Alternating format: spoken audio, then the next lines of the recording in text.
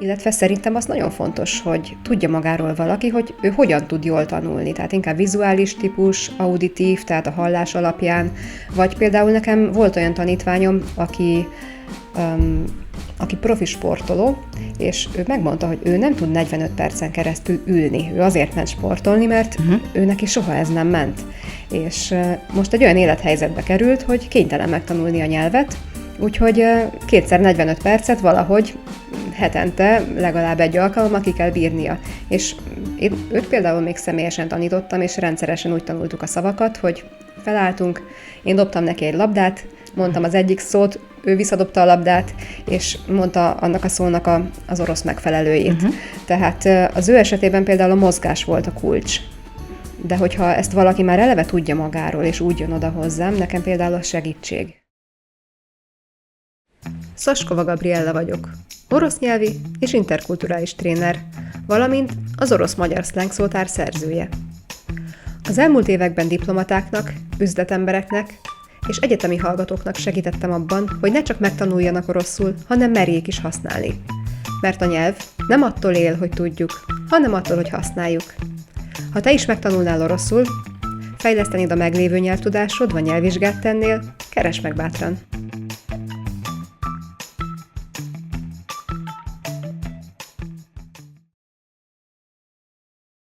Szakmabelivel beszélgetek az orosz, illetve a német nyelvtanítás kihívásairól. Mesélj magadról, kérlek! László Ágnes vagyok, német tanárnő.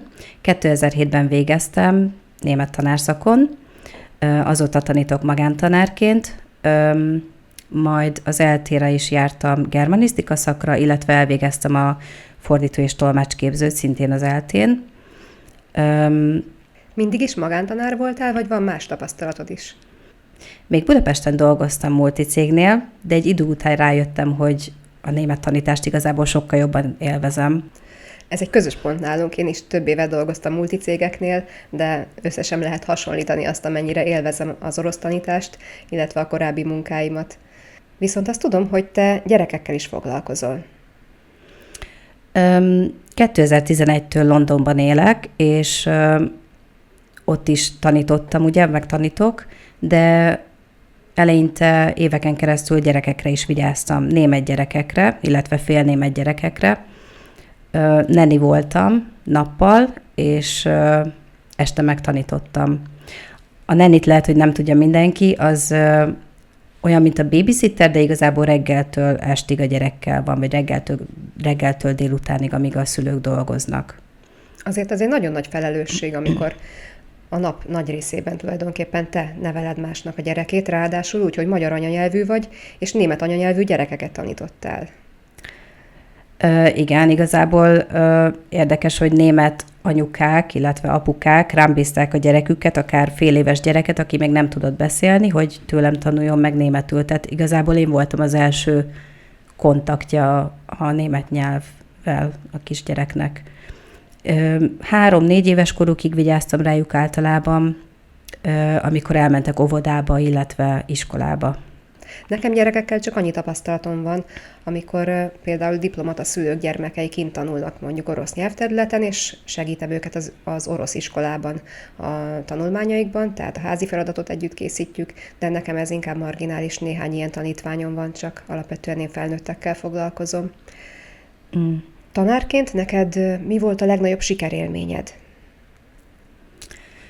Hát ilyen, hogy legnagyobb sikerélmény, ezt így nem mondanám.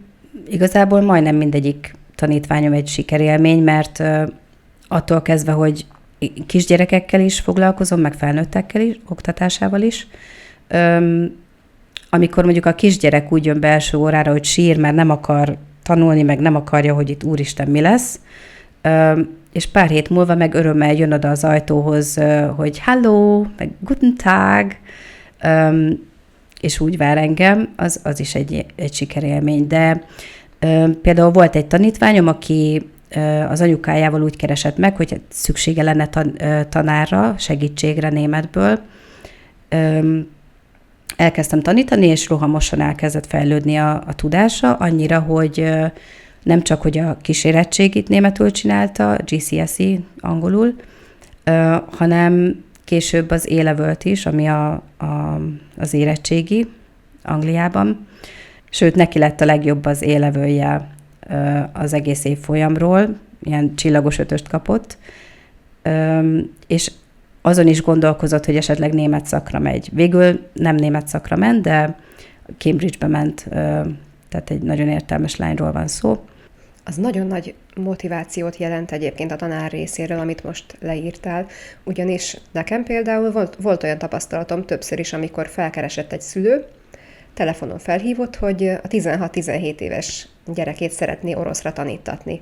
És én visszakérdeztem, hogy 16-17 évesen hogy nem a gyerek telefonál nekem személyesen, és hogy a szülő elmondásából kiderült, hogy hát tulajdonképpen a gyerek nem is nagyon szeretne orosz tanulni, és én mondtam neki, hogy akkor én nem én vagyok az önök emberük, mert én tudom, hogy ezt tanárként akkora munka, olyan motivációt létrehozni, ami kitart éveken keresztül, amíg valaki használható szintig jut a nyelvtanulás tekintetében, hogy én azt nem biztos, hogy bele szeretném tenni, illetve én azt gondolom, hogy inkább ilyenkor érdemes olyan területen támogatni a gyereket, amit ő maga is szeretne.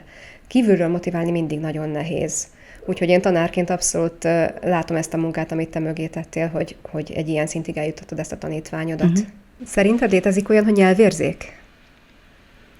Hát ez egy jó kérdés. Én nem nagyon hiszek benne. Van olyan, aki úgy keres meg, hogy hát ő neki nincs nyelvérzéke, de muszáj megtanulnia németül, vagy mert Németországba akar költözni, vagy mert a munkahelye követeli meg. Lehet, hogy van, akinek kicsit több energiát kell belefektetnie, főleg, hogyha ez az első idegen nyelve, amit tanul. Általában azt vettem észre, ha már valaki megtanult egy nyelven magas szinten, akkor könnyebben megy neki a nyelvtanulás.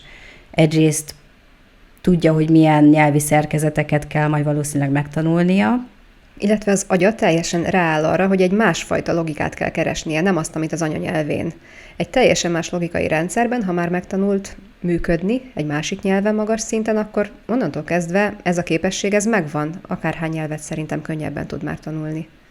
Igen, és magyaroknál meg főleg ez van, hogy ugye teljesen másmilyen a nyelvünk, mint bármelyik másik nyelv. Ezért biztos, hogy teljesen másfajta logikát kell megtanulnunk.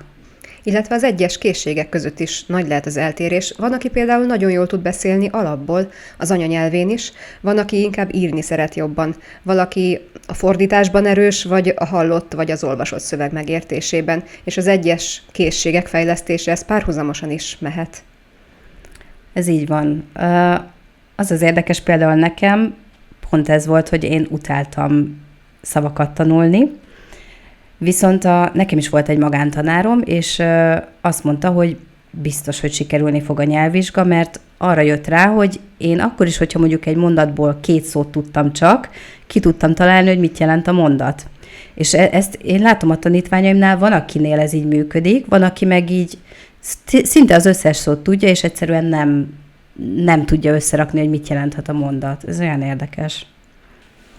A szótanulás a nyelvtanulásnak egy kevésbé izgalmas része, én azt tapasztalom, de hát ha neked van esetleg valamilyen tanácsod, vagy szuper recepted, hogy hogyan lehet ezt megkönnyíteni?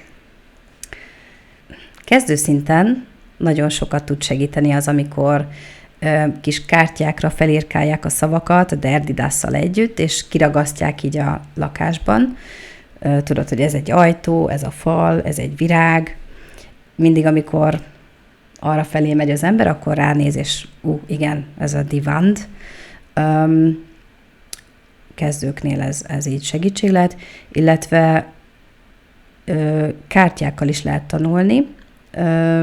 Tehát mondjuk ráírja az ember a magyar szót, a hátulján rajta van a német, illetve ráírja a német szót, és a hátuljára rá lehet írni a többes számot. Szótanuló applikációkat szoktatok használni? Van a Quizlet, az például így ugyanúgy lehet ilyen kártyákat csinálni benne, csak ugye elektromos formában, és azzal lehet gyakorolni. Igen, a Quizletet azt mi is használjuk, illetve még az Ankit szokták használni tanítványaim, bár az Ankival nincs személyes tapasztalatom, de ezek is tényleg hatékonyak tudnak lenni. Illetve szerintem az nagyon fontos, hogy tudja magáról valaki, hogy ő hogyan tud jól tanulni. Tehát inkább vizuális típus, auditív, tehát a hallás alapján. Vagy például nekem volt olyan tanítványom, aki profi sportoló, és ő megmondta, hogy ő nem tud 45 percen keresztül ülni. Ő azért ment sportolni, mert ő neki soha ez nem ment. És most egy olyan élethelyzetbe került, hogy kénytelen megtanulni a nyelvet, úgyhogy kétszer 45 percet valahogy hetente legalább egy alkalommal ki kell bírnia. És én őt például még személyesen tanítottam, és rendszeresen úgy tanultuk a szavakat, hogy felálltunk, én dobtam neki egy labdát, mondtam az egyik szót, ő visszadobta a labdát, és mondta annak a szónak az orosz megfelelőjét. Tehát az ő esetében például a mozgás volt a kulcs. De hogyha ezt valaki már eleve tudja magáról, és úgy jön oda hozzám, nekem például a segítség. Egyébként ez nem feltétlenül csak sportolóknak jó, mert ugye a vérkeringésnek is sokkal jobb, hogyha nem egy helyben ül az ember, illetve az agyhoz is ugye a vér jobban áramlik. Még olyan megoldás is van egyébként németben, hogy egy nyelvű szótárat használ az ember, és nem magyarul keresi meg, hogy mi az a szó, hanem németül. Megkeresed, mondjuk nem tudod a szót, kijön az, hogy mi a másik, milyen szinonimák vannak rá, azokat se tudod, azokat is megkeresed, tehát hogy így egyre több szót lehet megtanulni, úgyis, hogyha nem eredetileg nem azokat a szavakat akartad megtanulni. Nekem ez a csoportos tréningeknél szokott előjönni, amikor valaki nem tudja azt az adott szót, és akkor kérdezem a csoporttól, hogy na ki tudja, ki magyarázza el neki, persze oroszul, Igen. És akkor körbeírják a szót. Tehát ezt a módszert én is szeretem. Maguk a szótanuló applikációk egyébként népszerűek, illetve általánosságban a különböző AI alapú nyelvtanuló applikációk. Neked van-e tapasztalatod, hogyha valaki úgy érkezik hozzád, hogy már X ideje használja valamelyik ilyen nyelvtanuló applikációt? Engem nagyon sokan keresnek meg, hogy ilyen app-el tanulnak már 2-3 hónapja, akár 1-2 éve is.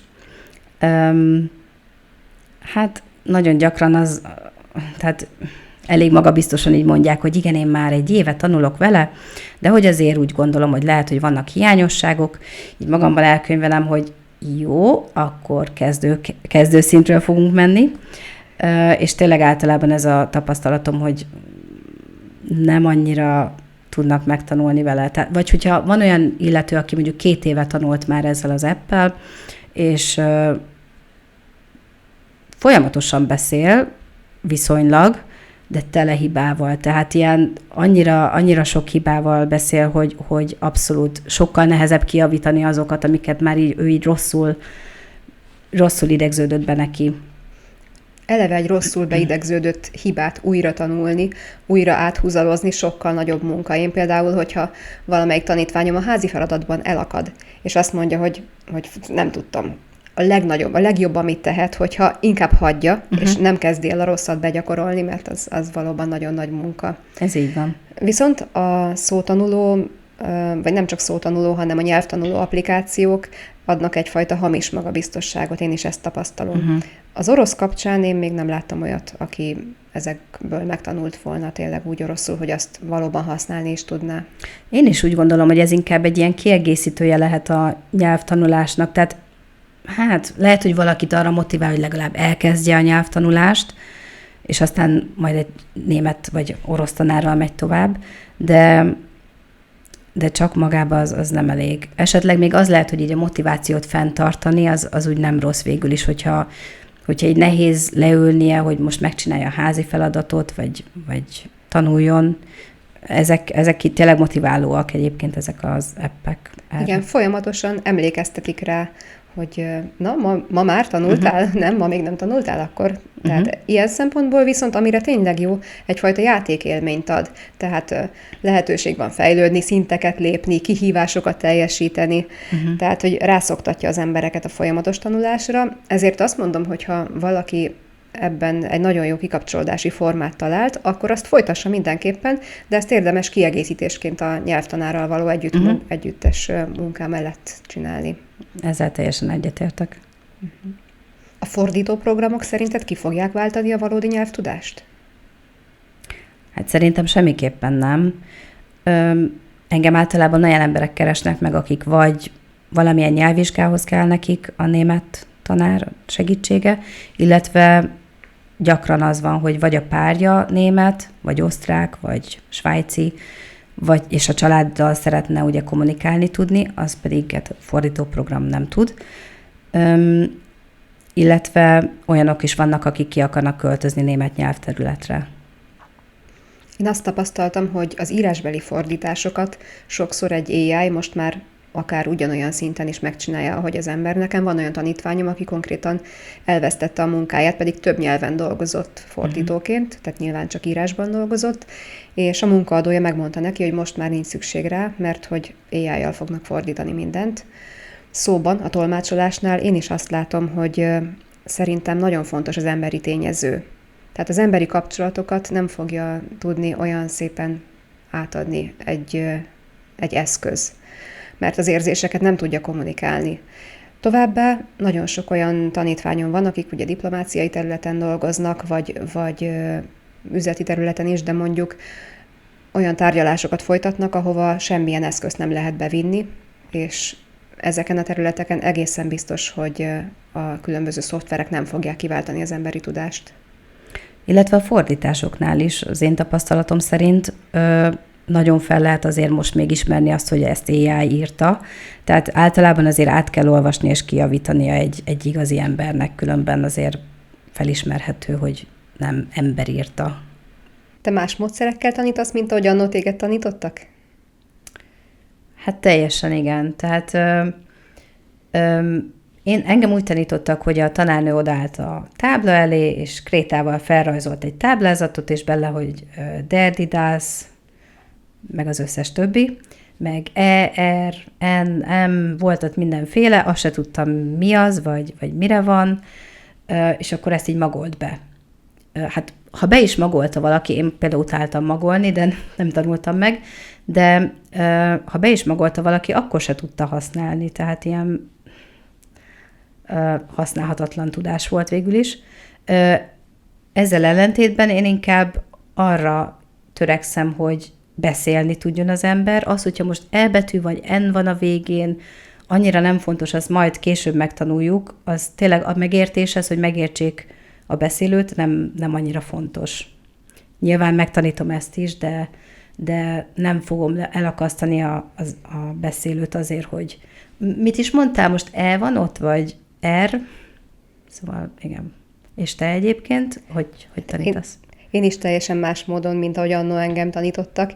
Én a tréning módszerre esküszöm, ami abban áll, hogy azzal ellentétben, ami mondjuk a magyar iskola rendszerben megszokott, hogy a tanár egy irányba csak adja át az információt, ezzel ellentétben a tréning módszerben pedig egymással ugye interakcióban vannak folyamatosan a csoporttagok, és egymástól is ugyanúgy tanulnak. Sokszor én csak amolyan moderátori szerepet töltök be. Természetesen kijavítom, hogyha valaki hibázik, de mondjuk egy tréning alkalmával nem kezdek belemenni nyelvtani szabályok magyarázásába, hanem csak megyünk tovább. És akkor így tulajdonképpen egymásnak a tudását is ugyanúgy használják a tanítványaim. Emellett egyébként én a coaching technikákra is esküszöm, tehát szeretek kérdéseket feltenni. Te mit gondolsz, ez miért van így, miért változott úgy a szónak a vége? Tehát a kérdezésben sokszor azt gondolom, hogy magát a választ megtalálja a tanítvány. Mennyi idő alatt lehet megtanulni németül olyan szinten, hogy az már úgy tényleg használható tudás legyen? Nem szeretem ezt a kérdést. Mindenki, vagy hát nagyon sokan felteszik, akik megkeresnek, főleg olyanok, akik nem tanultak még másik idegen nyelvet. Valaki úgy azt gondolja, hogy 2-3 hét alatt majd így csodaszerűen megtanítom németül. Egyébként tényleg attól függ, hogy mit veszünk olyan szintnek. Tehát, hogy valaki annyival megelégszik, hogy mondjuk meg tud venni 1 kiló kenyeret a boltban, valaki meg tényleg azért folyékonyan szeretne beszélni. Én egy ideig egyébként a Goethe-Institutnál is tanítottam Londonban, és ott tapasztaltam, hogy egy teljesen másfajta módszerrel dolgoznak. Ott nem az van, hogy szavakat tanulunk, meg nyelvtant tanulunk, és akkor majd valahogy összerakosgatjuk a mondatokat, hanem rögtön az első órától kezdve szövegeket olvasunk, illetve nyilván rövid dialógokat. például abban tehát elolvasunk például egy szöveget, akkor most keresétek meg az igét, és akkor utána ők összerakosgatják, hogy jó, akkor az tehát a ragozást abból tanítja meg végül is a tanár, úgyhogy a diákok keresték ki a szavakat a szövegből. Ezt egy nagyon jó módszernek tartom egyébként, ezzel nagyon gyorsan meg lehet tanulni, és abszolút használható nyelvtudást kap az ember. Sok mindenki elkezdi tanulni a nyelvet, és például az orosz kapcsán egyértelműen ezt tudom mondani, de feltételezem, hogy a német kapcsán is ez előjöhet, mivel ott is elég bonyolult a nyelvtan, hogy ha nem jön elég gyorsan a siker, akkor elúszik a motiváció, és ezt tanárként például nagyon nehéz ilyenkor visszahozni. Én amit szoktam mondani a tanítványaimnak, hogy az oroszban ne is várjanak egy olyan gyors sikert, amit mondjuk az angol nyelvben, néhány angol óra után már egyszerű mondatokat összeraknak. Tehát az oroszban például mindent mindenhez kell igazítani. Ráadásul, amit mondtál a Goethe-Institutos módszer kapcsán, hogy el kell olvasni egy szöveget, vagy el tud olvasni egy szöveget, és abból kiválaszt mondjuk igéket. Ez járhatatlan az oroszban, mert több hónapot vesz igénybe, mire valaki folyamatosan és folyékonyan tudja olvasni a cirilbetűket. Tehát az orosznál nagyon sokan feladják a kezdeti nehézségek után, úgyhogy nekem például sok energiám megy abba, hogy tartsam a motivációt. Hát igen, azt megértem, ez sajnos a nyelvnek a tulajdonsága. Egyébként a német is egy ilyen, nem ennyire, hogy cirilbetűk nincsenek, de a német is sajnos egy ilyen nyelv, hogy eleinte nehéz, és aztán később lesz könnyebb. Én is ugye, ezt elárulhatom azért, hogy sokat szenvedtem a némettel, főleg gyerekként. Én nagyon utáltam a német nyelvet, és éppen ezért anyukám úgy döntött, hogy lesz egy külön tanárom, egy magántanárom, és az volt az érdekes, hogy hát ugyanúgy szenvedtem, meg utáltam, de minél többet tanultam, és az volt az érzésem, hogy hát ennek sose lesz vége, meg úgy értelmét nem nagyon láttam igazából. Majd egy ilyen, szerintem egy év múlva így rájöttem, így ráeszméltem, hogy tudok németül. Ilyen nagyon érdekes volt, tehát ilyen egy pillanat volt körülbelül, hogy így értem, meg el tudom mondani, szóval igen, hát ez ilyen. Az orosz kapcsán ugyanezt tudom mondani a tanítványaimnál, hogy egyszer csak azon kapják magukat, hogy teszik bele az energiát, és hopp, megy. Igen. És ez ilyen nagyon sikerélmény tud lenni. Tehát így visszakapcsolódva, hogy kérdezted a sikerélményt, nekem ez volt a életem legnagyobb sikerélmény, hogy megtanultam németül, mert annyira kiláthatatlannak, vagy kilátástalannak tűnik, amikor eleinte tanulja az ember, és utólag jön rá az ember, hogy annyira végülis nem is nehéz, csak amikor nem látod a végét, akkor tűnik annak. Hát te vagy rá akkor az élő példa, hogy megéri tovább folytatni, és kitartani. Hát, köszönöm a beszélgetést. Nagyon szívesen.